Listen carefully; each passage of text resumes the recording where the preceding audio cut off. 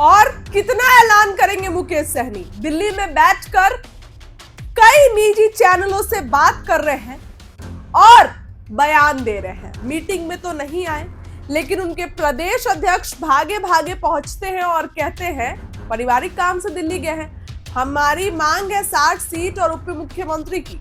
अब जो फैसला हो जाए ये बात सिर्फ कहने के लिए है।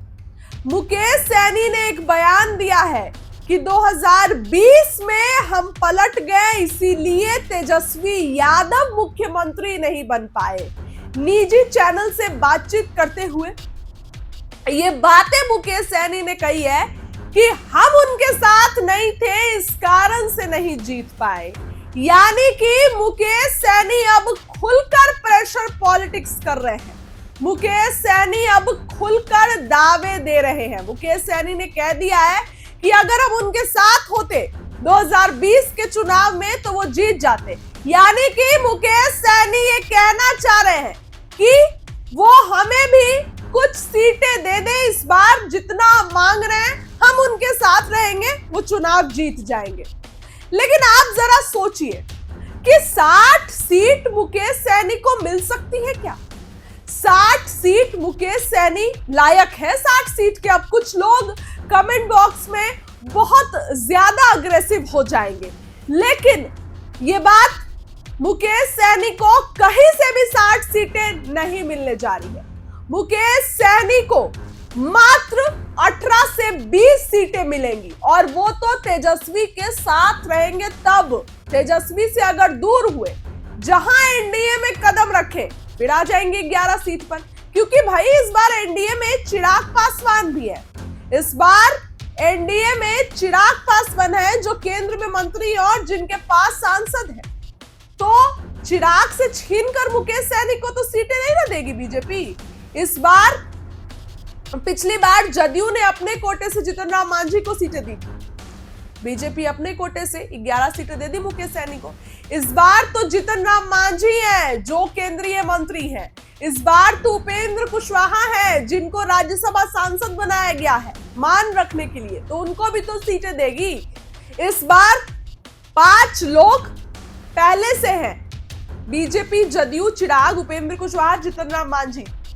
तो इन लोगों में पहले तो सीट बैठ जाए, सीट बंटवारा हो जाए, उसके बाद कुछ मुकेश सहनी तक पहुंचेंगे ना। लेकिन मुकेश सहनी के तेवर अब बदल गए हैं। मीटिंग में नहीं पहुंचे, एनडीए नेता खुलकर बुलाते दिख रहे हैं। दिलीप जायसवाल तो लग रहा है कि रेड कारपेट बिछा दिए और कह दिए आइए।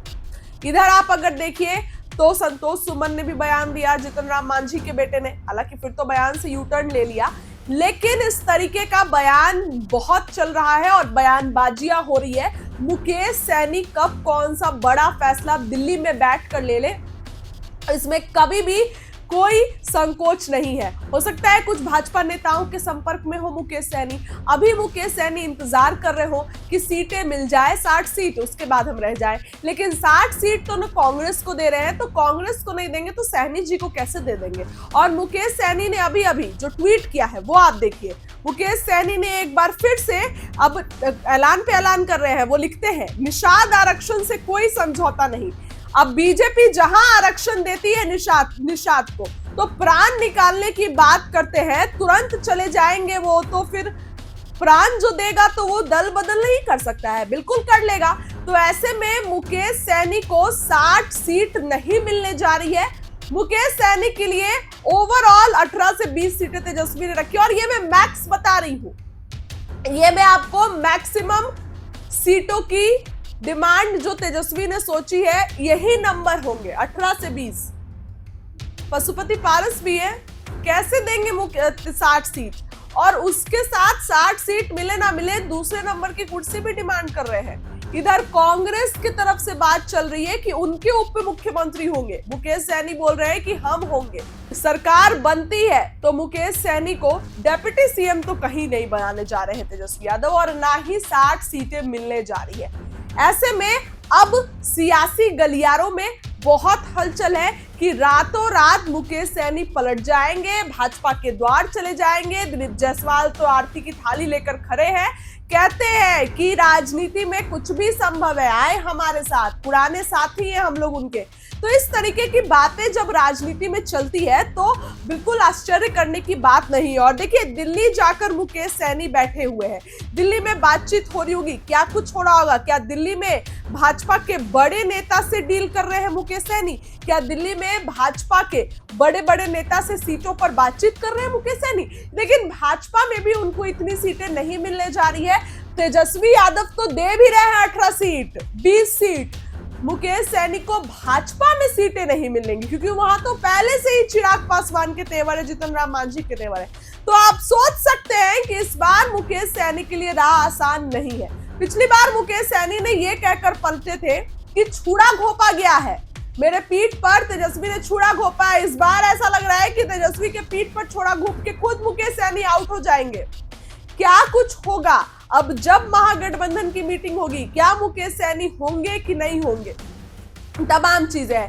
कई जगह तो ये भी बात चल रही है कि मुकेश सहनी से तेजस्वी की बात हुई है, सब कुछ ठीक हो गया है, लेकिन ऐसा लग नहीं रहा है क्योंकि मुकेश सहनी ने अब हाल ही में 60 सीटों की डिमांड कर दी है, फिर से दूसरे नंबर की कुर्सी, और कहा है कि दूल्हा बनने आए हैं, बाराती नहीं।